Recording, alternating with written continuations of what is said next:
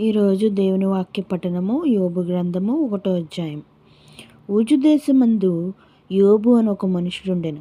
అతడు యథార్థవంతుడును న్యాయవంతుడనై ఉండి దేవుని యందు భయభక్తులు కలిగి చెడుతనము విసర్జించినవాడు. అతనికి 7 కుమారులను 3 కుమార్తెలను కలిగిరి. అతనికి 7,000 గుర్రములను 3,000 ఒంటెలను 500 జతల ఎడ్లను 500 ఆడుగాడిదలు కలిగి బహుమంది పనివారును అతనికి ఆస్తిగా నుండెను గనుక తూర్పు దిక్కు జనులందరిలో అతడే గొప్పగా నుండెను. అతని కుమారులందరూ వంతు చెప్పున అనుదినము ఒకరికొకరు తమ ఇండ్లలో విందు చేయనై కూడినప్పుడు తమ 3 అక్కచెల్లెండ్లతో కలిసి అన్నపానములు పుచ్చుకొనిన వల్లని వారిని పిలిపించుచూ వచ్చిరి. వారు విందునములు పూర్తి కాగా యోబు తన కుమారులు పాపము చేసి తమ హృదయములో దేవుని దూషింతురేమో అని వారిని పిలిపించి వారిని పవిత్రపరిచి అరుణోదయమును లేచి వారిలో ఒక్కొక్కరి నిమిత్తమే దహనబలి అర్పించుచూ వచ్చెను. యోబు నిత్యము అలాగున చేయుచుండెను.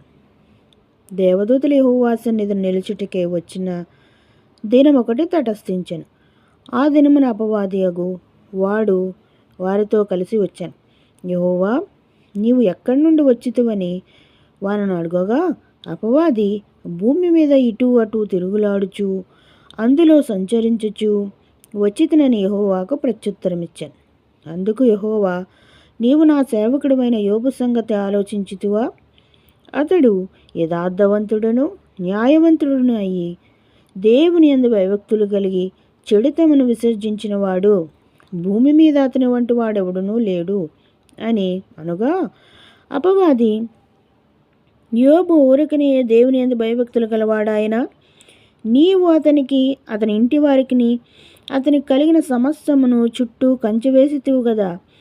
నీవు అతని చేతి పనిని దీవించుట చేత అతని ఆస్తి దేశంలో బహుగా విస్తరించినది.